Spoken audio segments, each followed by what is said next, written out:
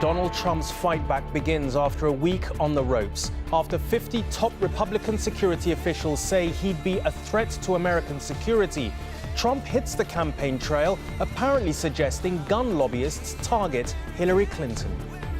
Hillary wants to essentially abolish the Second Amendment. Nothing you can do, folks. Although the Second Amendment people, maybe there is, I don't know. Tonight, we're live from Trump's latest rally, also on News at 10. No remorse from the murderer who killed this shopkeeper in the name of Islam. Wins gold! Against the odds, the girl from the favela who fought for Brazil's first gold. And the toxins in the air we breathe, a special investigation.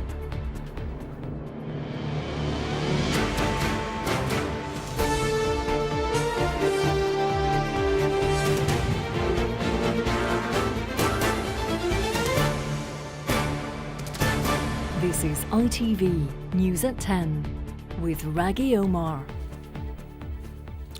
Good evening. At one stage, it looked like nothing could derail the Donald Trump bandwagon, much to the horror of the Republican leadership. Whatever he said, however shocking he was, it didn't seem to slow his political momentum. But this last week has seen a change in his fortunes, with 50 of America's most senior national security officials, all of them Republicans, saying a President Trump would put America's security at risk.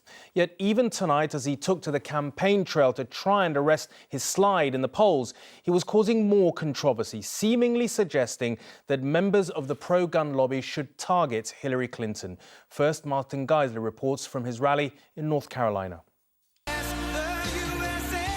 After a bruising week of criticism, America wondered whether a new look Donald Trump might emerge. Less maverick, more moderate. In Wilmington, North Carolina today, little sign of that. On stage at a rally in front of thousands, a suggestion, open to interpretation, that Hillary Clinton might be stopped by America's gun lobby. Hillary wants to essentially abolish the Second Amendment. Nothing you can do, folks.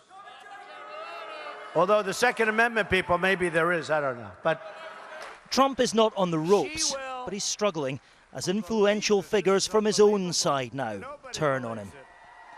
Overnight, 50 Republicans with links to the security services signed a letter aimed at discrediting their party's nominee.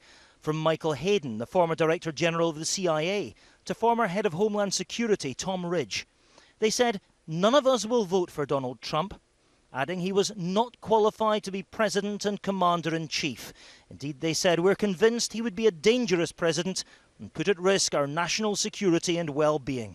They closed by saying he'd be the most reckless president in American history. I see a person who is self-centered, who puts little weight on facts or on anybody's opinion other than his own, who is overly self-confident, arrogant, and gets angry too quickly. He's also facing a challenge from this man. Why are you doing this? Why are you doing this? Running for president because I think Americans ought to be able to vote for somebody that they're excited about. Evan McMullen, a former CIA officer turned Republican aide, says he will run against Trump. Donald seeks to divide us. He seeks to pit us against each other, one race and religion against the other. This is the work of our adversaries. This is the work of Vladimir Putin. And as I say, it is the work of Donald Trump. The polls pushed Donald Trump into a narrow lead after last month's Republican convention, but that now seems like a long time ago. Since then, a series of bust-ups, not least with the parents of a Muslim American soldier killed in Iraq, have seen his popularity slump and Hillary Clinton open a double-digit lead. Much as he'd hate to admit it, these blows are hurting Donald Trump, but there's a delicate balance to be struck here. He has to convince voters he's not the hothead his opponents are suggesting, but at the same time, these people, his core support, love him precisely because of that maverick, politically incorrect persona. So he can't afford to tone it down too far. We Americans, we like it when people speak their mind. And to tone things down, that political correct crap, it needs to stop. I think he needs to be himself, show the American people what they're getting. These are important days for the Trump campaign. The rhetoric that's propelled his astonishing rise may now be proving toxic. If he's to refine it, he'll need to employ diplomacy and restraint. And for this political bulldozer, that may prove the biggest challenge of all.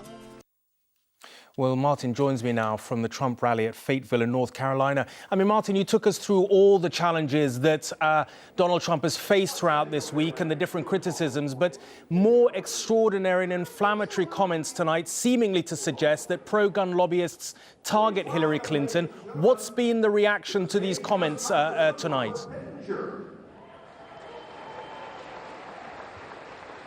Well, here in Fayetteville, Raggy, you've just missed a rousing rendition of the Star-Spangled Banner and a round of USA, USA, a familiar start and a familiar feel to this rally. And, as you say, familiar controversy from Donald Trump earlier on today in North Carolina. There has been a fairly furious response. He only made those comments a couple of hours ago, but already they're generating headlines and fierce criticism. Hillary Clinton's campaign has said they are a grossly irresponsible incitement to violence. He will say they were a joke, of course, they were misconstrued, but certainly the Democrats are not laughing. Any suggestion we would see a new look, a rebooted Donald Trump this week after that fierce criticism last week, a Trump 2.0, if you like, seems to have evaporated on Tuesday, on day 2. He's due on stage here in just a few minutes' time, and certainly in under an hour. Who knows what he'll deliver tonight? You know, it should be a fairly simple formula, this, Raggy. You keep your key supporters happy, and you draw back just far enough to bring some waverers on side. But the problem for Donald Trump is he's positioned himself so far to the extreme of this debate that it would require some kind of political alchemy for him to find the middle ground once again. He will be worried that he's been criticised by senior Republicans now, their voices joining the chorus of discontent. That is damaging for him, but often his own worst enemy is his own ego. He has shown time and again that when that is bruised, he can lose control, and for that very reason, the blows will keep on coming.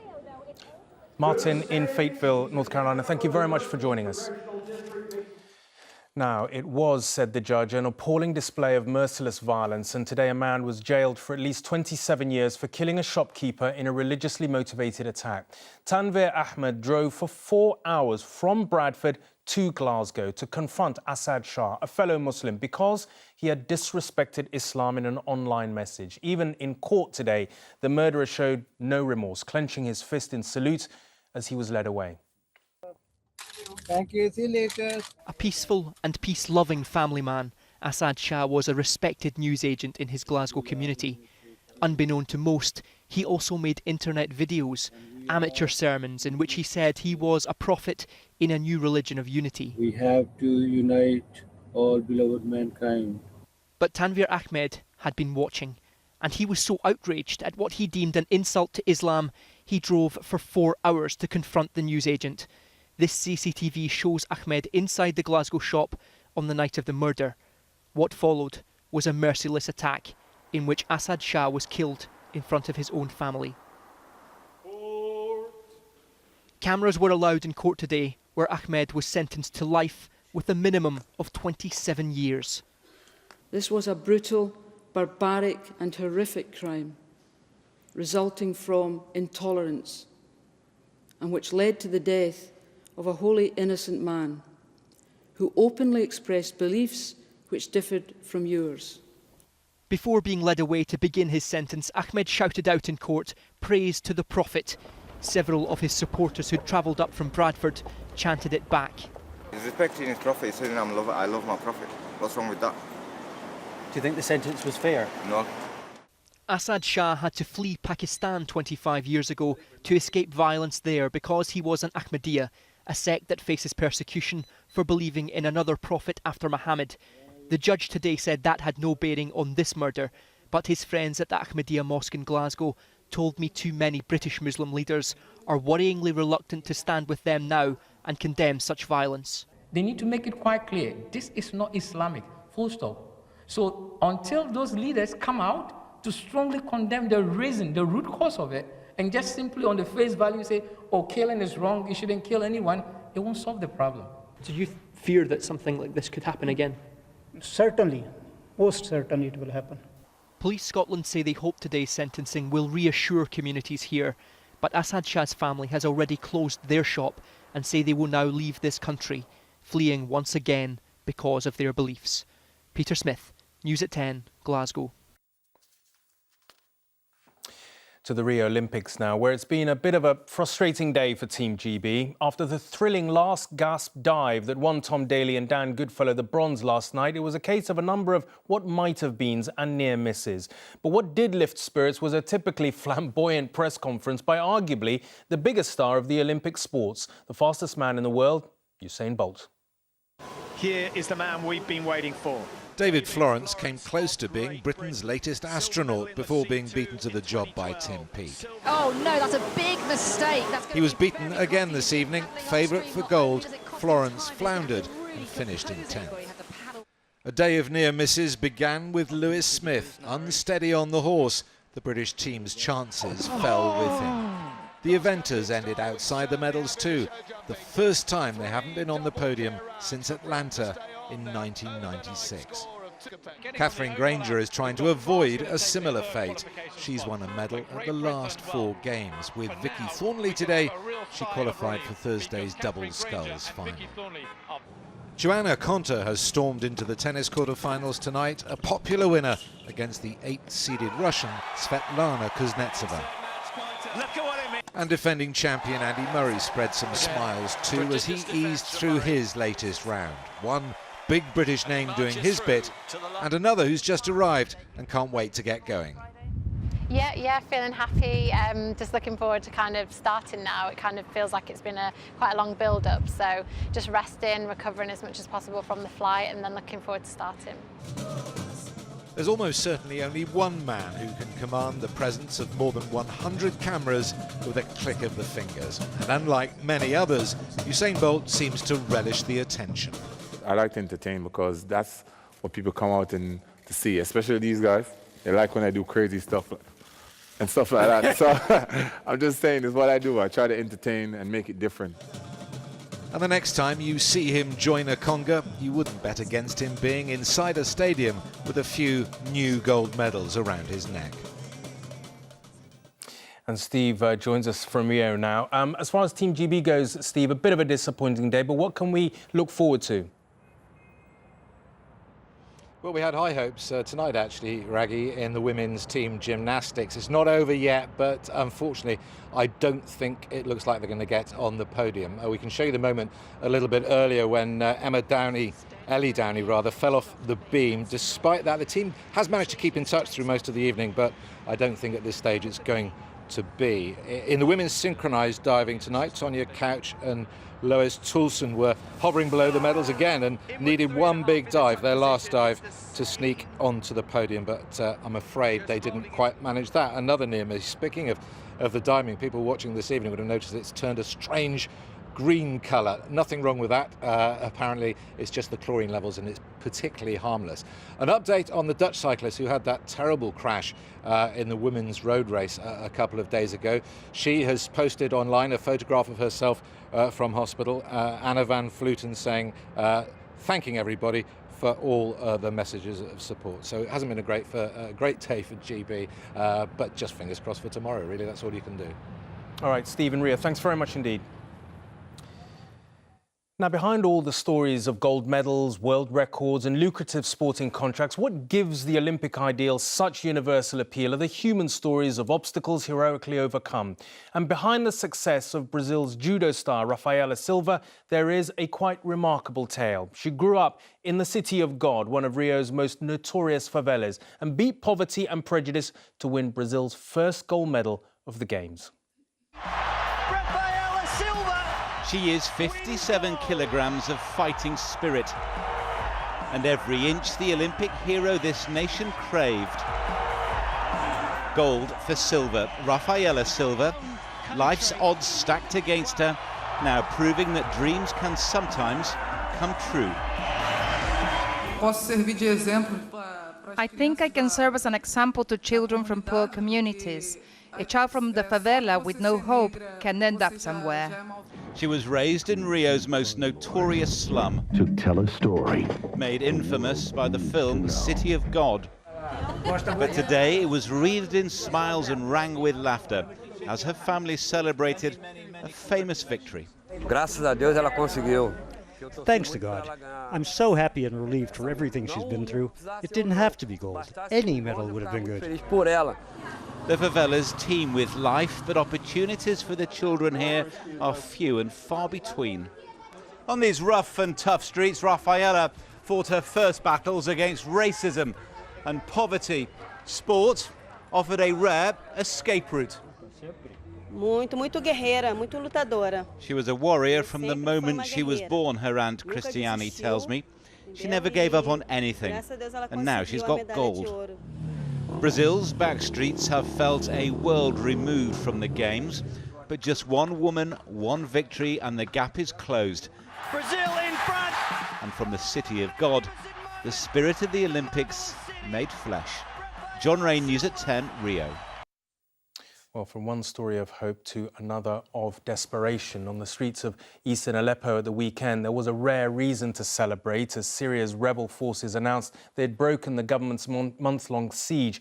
It meant the prospect of food and aid being driven in through a narrow split in the front line. But only 48 hours later, the Syrian government says the route has once again been closed. Tonight, it appears the siege is back in place, with President Assad regaining the upper hand in the strategically important city where the UN now says up to 2 million people are living in desperate conditions. Take a journey into a city under siege, the streets of eastern Aleppo. Filmed for News at 10, it's a rare glimpse of the hellish conditions for 300,000 people. Burning tyres every few yards, the thick smoke an often futile attempt to obscure the view of target-hunting warplanes. The latest images from a war that has no end in sight, day after day, night after night. No lights at all. All the shops are closed because no lights, no electricity. And, you see that the planes now are in the sky. Today, government forces were reported to have forced back rebels who just 48 hours ago were celebrating breaking the siege, releasing this drone footage of their attack on Assad's army. Tonight, one Aleppo resident who's been sending News at 10 daily updates insists rebel gains are being held. The rebels, and I have many friends who are on the front line and told me that they protect the area and they pushed the government forces back. But fresh fighting means aid can't get through. This is food for a family of 7, for children who lie listless, weak from war. From the UN, a fresh appeal for a 48-hour ceasefire to allow aid workers in. The security situation has been too grave, too difficult, and even for the very, very brave UN and humanitarian partners, people on the ground who are determined to deliver, they are brave, but they're not suicidal. And so this human misery goes on and on, especially for those with no way out. Angus Walker, News at 10. Now, such is the concern of the amount banks charge in overdraft fees that Britain's most powerful fair trade watchdog has spent 2 years and £5 million of taxpayers' money trying to find a solution. Today, the Competition and Markets Authority said the best remedy is for customers to share their details with banks and third parties to get the best deals on their current accounts. But it requires some serious technological investment and has raised some privacy and data protection concerns.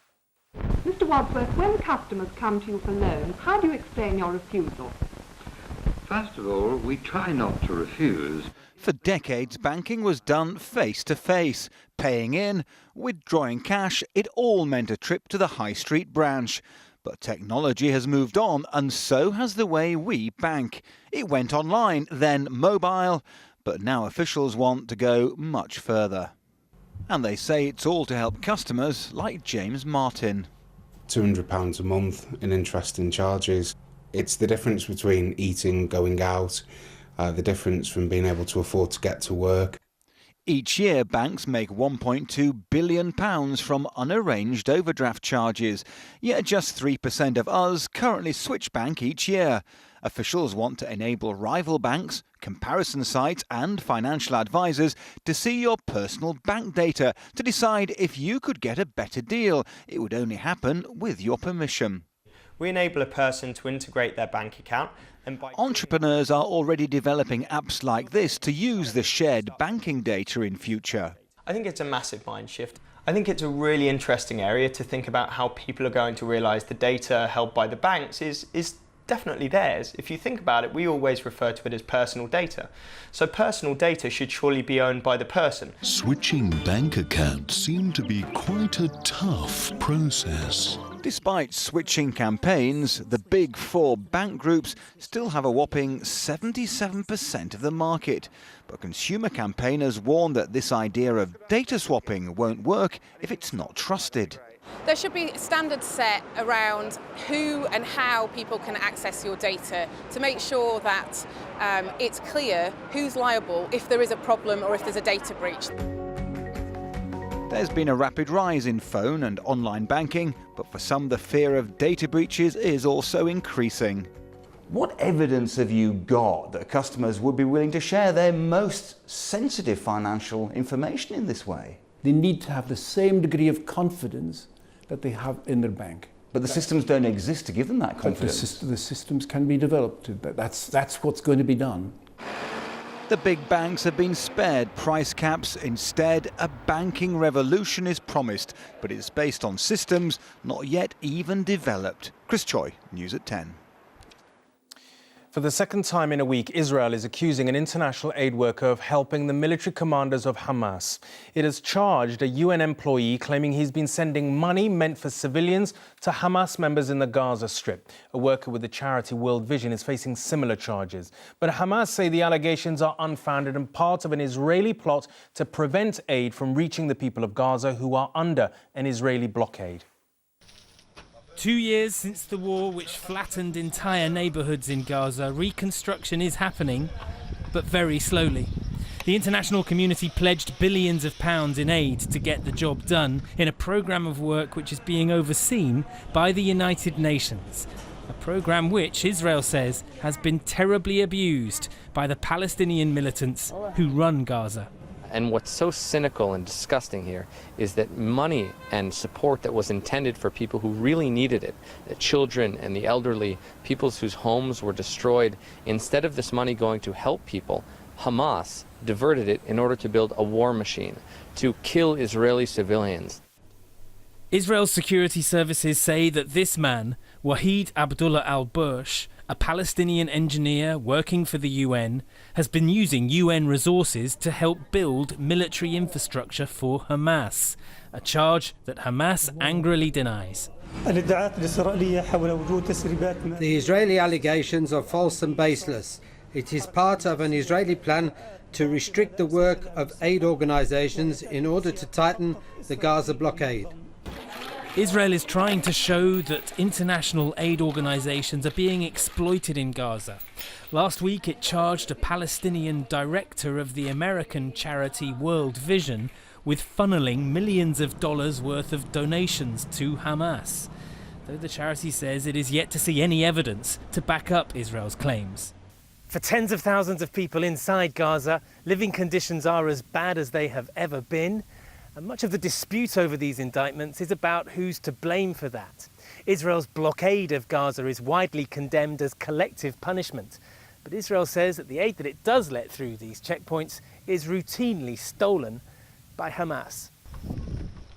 The agreement brokered by the UN between Israel and Hamas after the last war was supposed to get building materials to the people who needed them most. That agreement has now broken down and left most of those people in the searing heat of summer and facing a third winter with no proper shelter. Geraint Vincent, News at 10, Tel Aviv.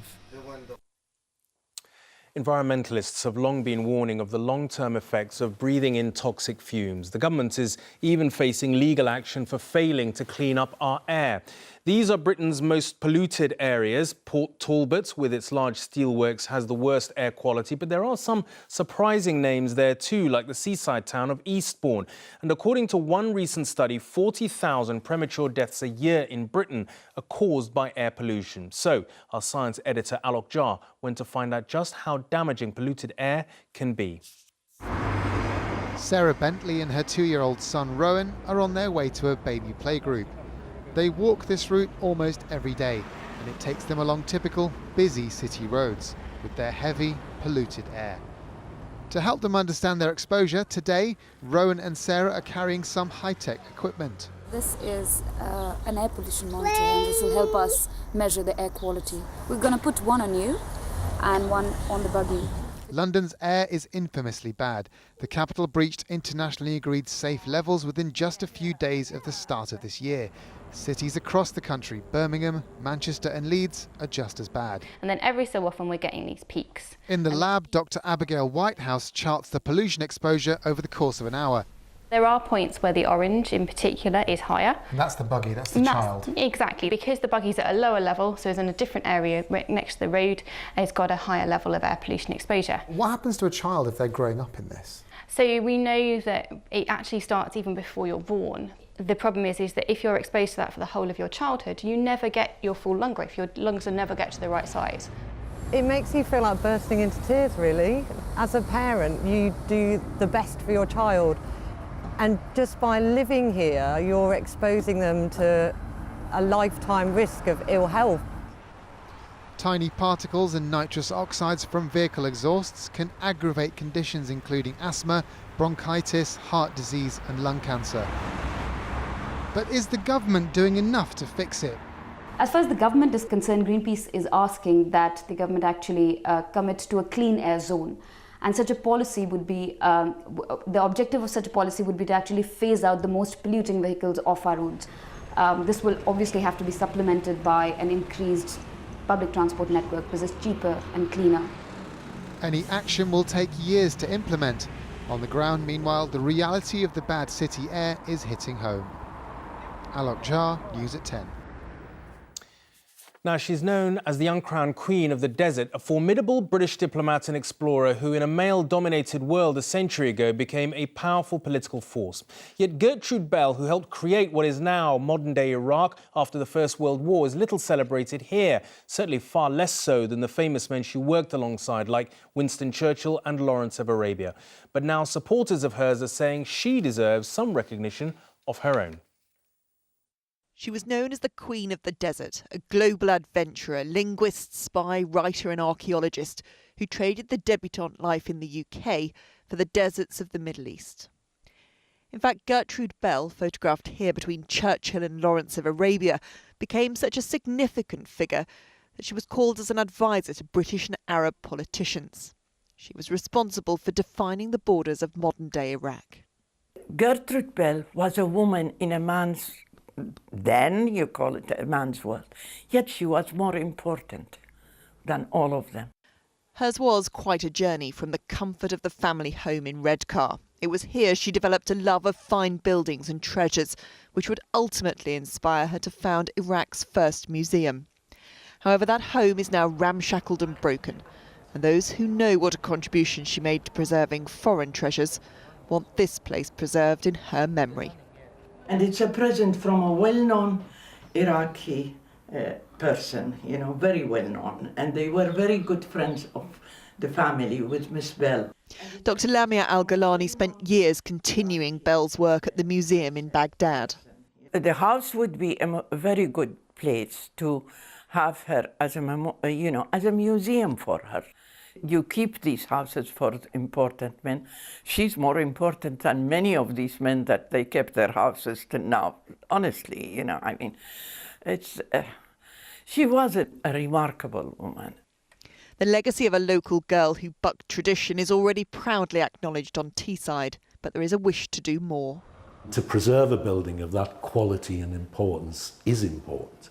And Gertrude Bell herself is a significant figure, and the building, in some respects, is a monument to her. For now, it is a sad monument which reflects little of the vitality of the woman who grew up here. Emma Murphy, News at 10. The story of Gertrude Bell. That's all for this evening. I'll be back tomorrow. Until then, from all of us, good night.